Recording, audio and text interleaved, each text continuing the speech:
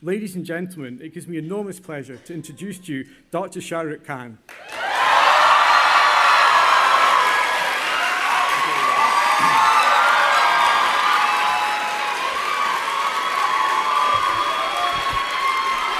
Thank you very much. Thank you. Thank you very much, everyone. It's a great pleasure to be here. Thank you. Okay. All right, how this works is that I have to give you a lecture. So I prepared some. It's very thick, but it's because the font is big. So I'll go on and on until you guys get bored. You can stop me halfway and ask questions or... Okay. First of all, it's an honor for me to receive this doctorate today. So thank you everyone who's involved with this.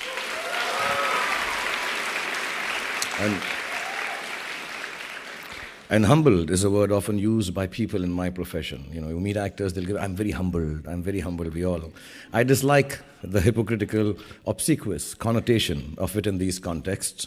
So I'm not going to use it, but I will say that such occasions have a way of putting me right in my place, which is right there. So thank you everyone for putting me in my place. I do get invited to conferences and inaugurations now and then to speak. And when I receive the invite, I also receive my brief. It's usually about success and my tips on it. Not my toes. Those are covered by I will never show my toes clause in my contracts. They're very ugly. And it's my attempt at gender equality. My co-actresses have no cleavage clause, I have no toes clause. Now most people believe Bollywood stars aren't insightful about anything other than the fateful occurrences which made them stars in the first place. But I've had the odd divergence from being taken for stupid though. Recently I got an email from an International Association of Advertising and they said, dear Mr. Khan, the advertising community would like you to come and address them on globalization and disruptive marketing. And I spent the next 4 hours on Google trying to assimilate the disruptiveness of innovating a product to match its market. But it was one of those rare days when even Google can't help you. A day when you need to leave Google and ask for deliverance from God. But I have a film releasing soon, so I don't want to take extra favors from God before the film releases. So I chose business over knowledge. I did the next best thing. I sat on my IO Hawk. Have you guys seen that Segway thing? Yeah, so I went on my IO Hawk and told everybody, a gathering like yours, that there is nothing I can tell you that you already don't know. And people, when they're told they're smart, they like it.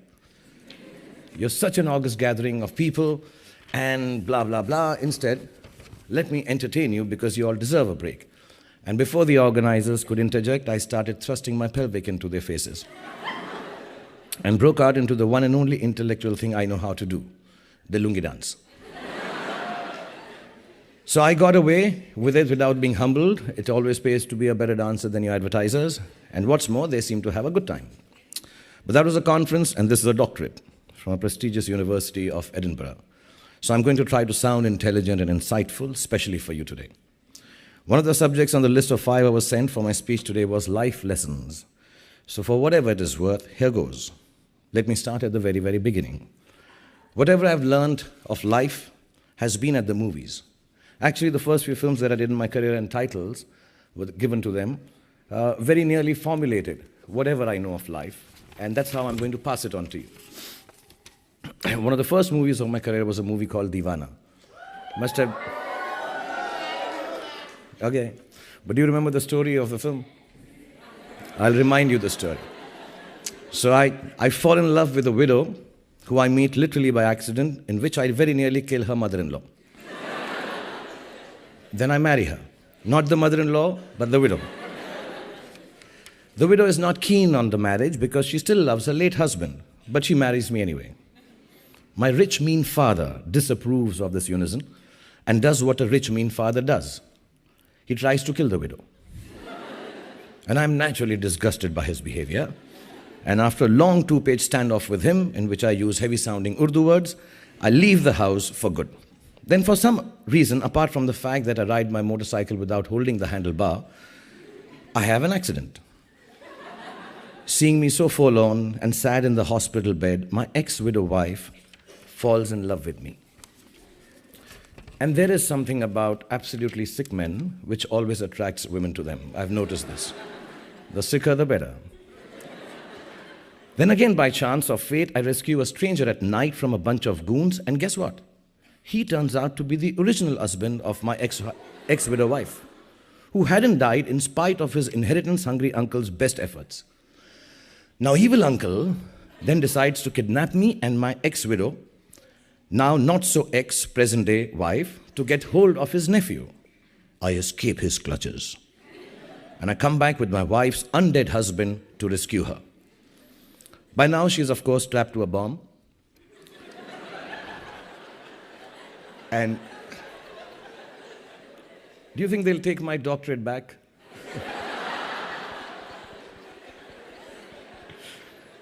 Well, she's strapped, of course, to a bomb, and after a liberal round of fist fighting, kicking and screaming, the evil uncle is blown to smithereens by the very same bomb that he had strapped on status-confused lady of the film. But not before the sacrificial ex-husband had done a kamikaze, unstrapping his ex-wife and set the bomb off, killing himself in the bargain. All obstacles removed, our hero lives happily ever after with his beloved wife.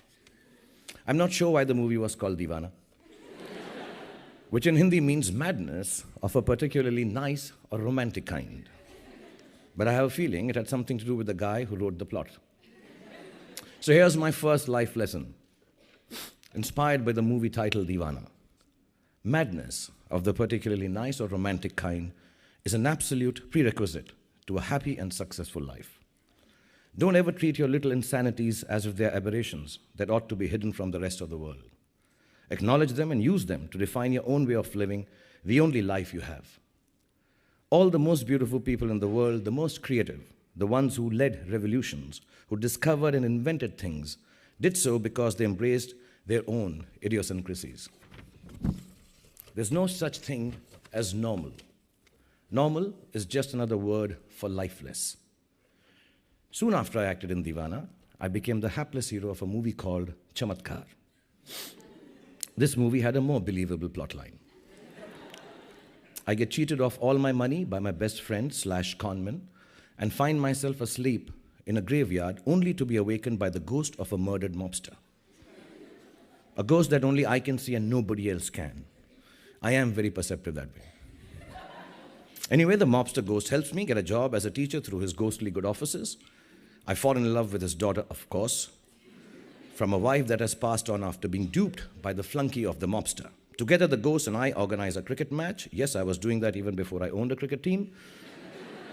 And avenge the various misdeeds done to us by bashing up the flunky and the con man. Then we forgive them because we have a good heart and let each other descend into their respective abodes, where we belong in the first place. He goes back to the grave, I go away with the babe. Now, Chamatkar means miracle, right and straightforward without any nuances. So my next lesson is the following. If you ever find yourself cheated of all your money and sleeping on a grave, do not fear.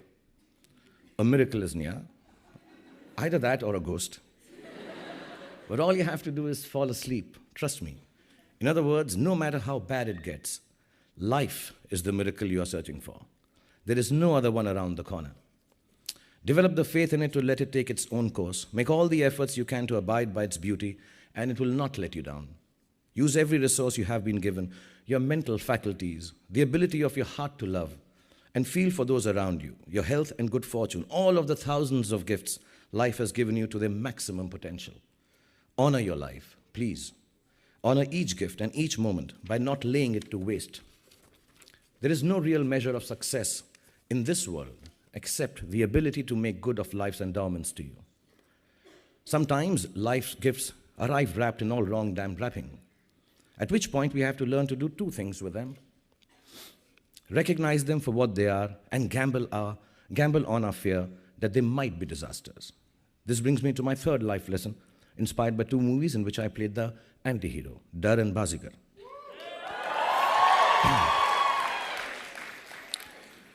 Okay, those stories I won't tell you seem to know them. But 20 years ago in the movies, roles were very clearly defined. They provided the security of your stardom, in a sense. If you'd been successfully playing an angry young man, you'd pretty much be angry and young for the rest of your life. If you'd been a police inspector in 3 movies, odds were you'd be in the next 33 too. This applied to female actresses also. Wives were wives, seductresses were seductresses, mother-in-laws were mother-in-laws, and so on and so forth. Few actors would have willingly switched from romantic heroes to obsessively violent lovers. I took the leap not because I was particularly brave, but because a very dear director friend of mine sat me down and told me I was extremely ugly. And being ugly necessarily meant, I know, now I know.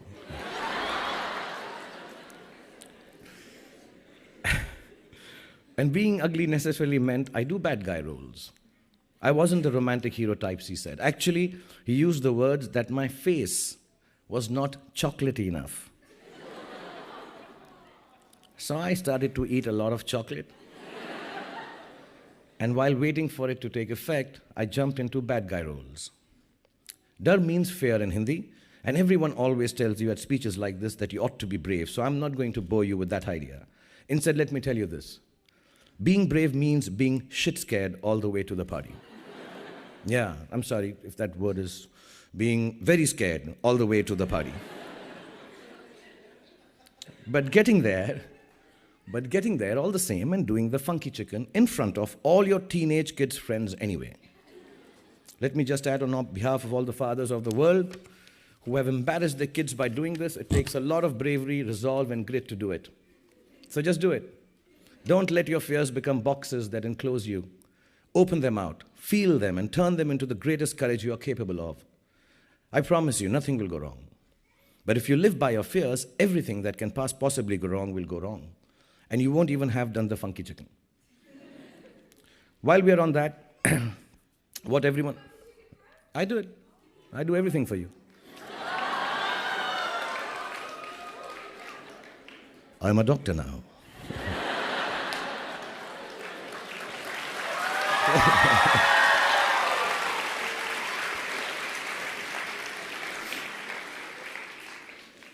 And while we were talking about fears and bravery, let me also add this, that all the planning in the world won't take you where you want to go. And it's fine not to know what you want to be 20 years from now.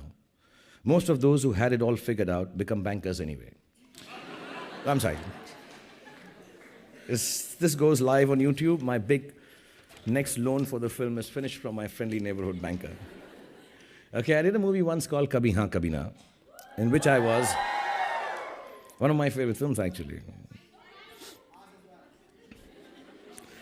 And in which I was the victim of a lover's confusion.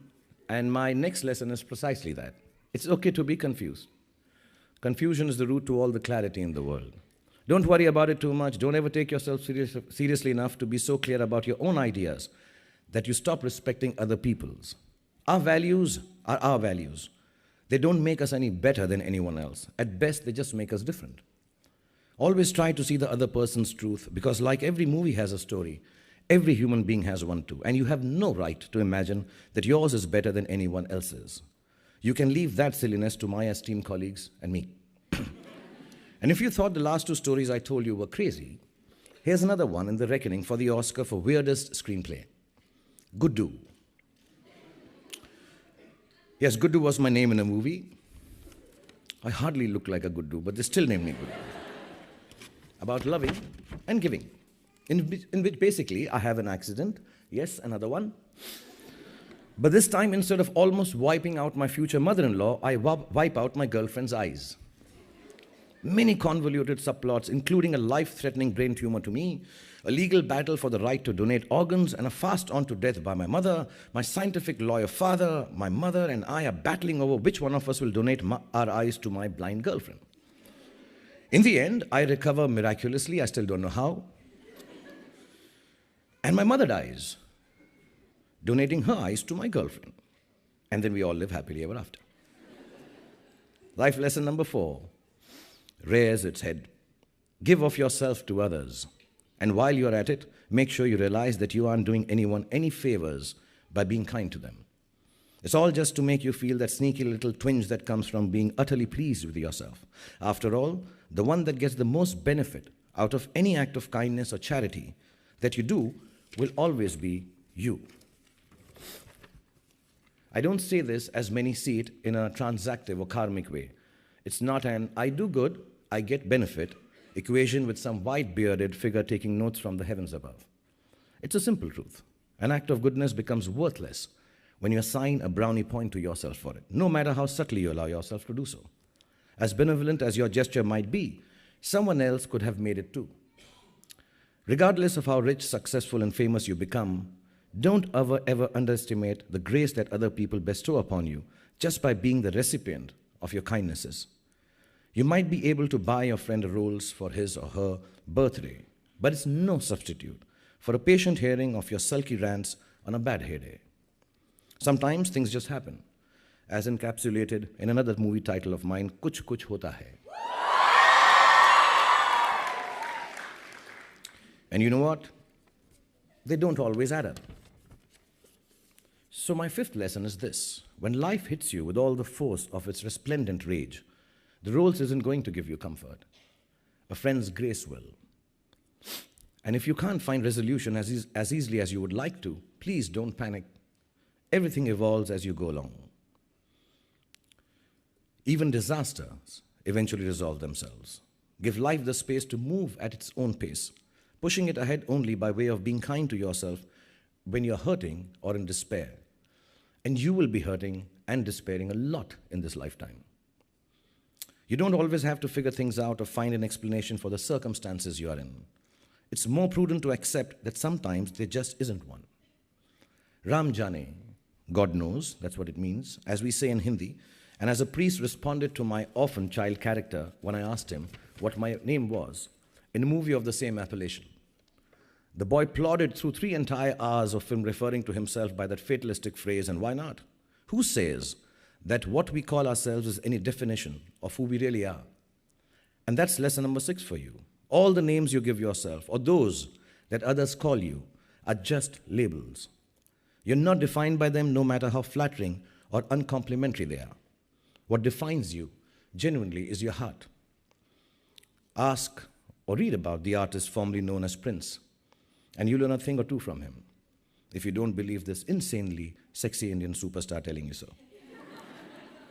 But I genuinely say this out of experience, because if I was to go by what I'm called on the social media, I would be an old, desperate, manipulative has-been star who swings both ways, making crap movies. And these are just the good mentions. If you aren't charged about doing something, if you don't have what in Hindi we call josh, the fire in your belly for it, then don't do it. It's a waste of your time and, more importantly, of those who pin their hopes on your endeavors too. Redefine yourself if you have to, but do it on your own terms and just get on with it. In fact, like my character in the movie, my name is Khan, if you've seen it. Don't forget where you came from. Please don't forget where you came from and who you really are. It ought to be the compass by which you navigate through life's vicissitudes. The north that keeps you oriented, despite a series of misfortunes or a shower of privilege. One of the biggest hits I made was an unexpected one, and for once the plot was neither meandering nor barking mad. I was the coach of a beleaguered women's hockey team.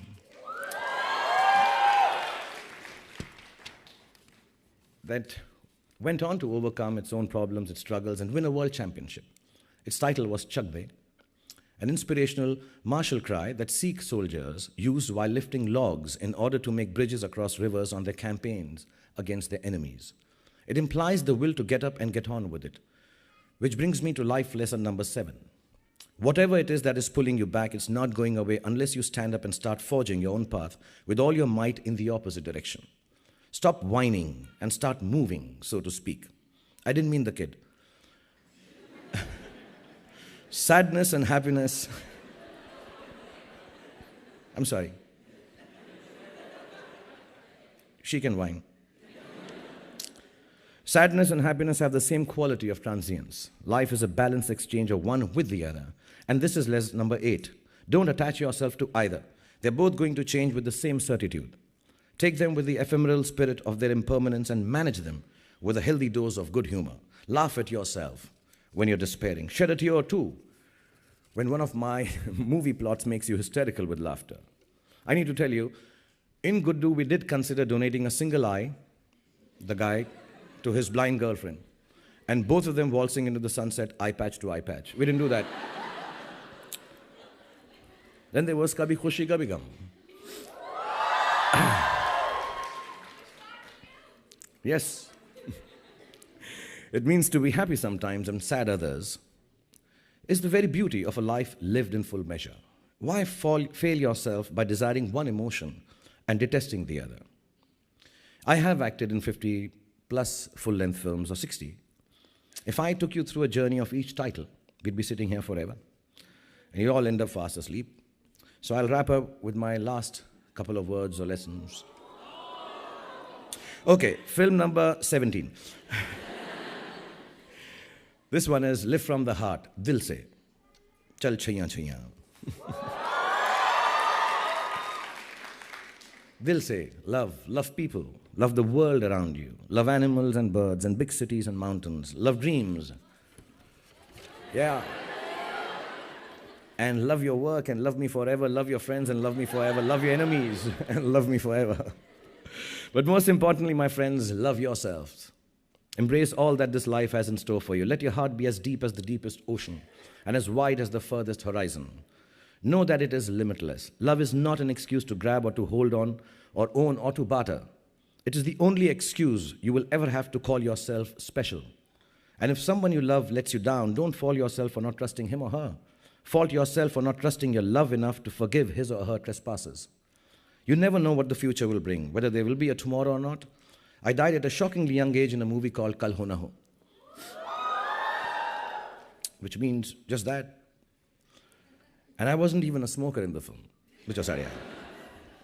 I've been told they're kids, so I can't use too many of these connotations and talk, so I'm controlling myself. But I never let my two older children watch it to the end. We even filmed, I asked Karan, my friend, to a whole alternate ending specially for them. But now they have grown up, and they're nearly as grown up as you are. They will soon be embarking on a wondrous journey of their own, like most of you are. Instead of trying to protect them from life, the wiser and older version of me grabs every chance to tell them, live as hard as you can in this very moment. Live now, live today. You may not see it with your youthful eyes, but now is as much time as you will ever get. Because tomorrow, we will all be dead. And just in case there is no cycle of rebirth, etc., why take a chance? I don't want to end this on a cynical note by reminding you about the reality of death. I want to let you all know that how important your today is. Your now is. Study hard, work hard, play harder. Don't be bound by rules. Don't hurt anybody. Never grow up and never, ever live somebody else's dream. Remember, however many times you go wrong, no matter how many times you fail, despair, feel like this world is against you, in the words of Bob Marley, at the end, everything's gonna be all right. And in my words, Hindi फिल्मों की तरह life में भी अंत में सब कुछ ठीक हो जाता है, और अगर ठीक ना हो तो वो अंत नहीं है, पिक्चर अभी बाकी है मेरे पास. So all you kids here, please take it as the only truth you need to know. In the end, everything will be all right. Take it and believe it, because the most, and this I say honestly, the most unlikely actor to make it in Bollywood is telling you so. The most romantic hero who doesn't look anything like chocolate or taste like it. Thank you very much. I wish you all the best in your lives. These are the only life lessons I can give you. And I'm open to you if you guys want to ask me something, or I don't know what the protocol is. If you just hold on for a minute, we have polled the South Asian students in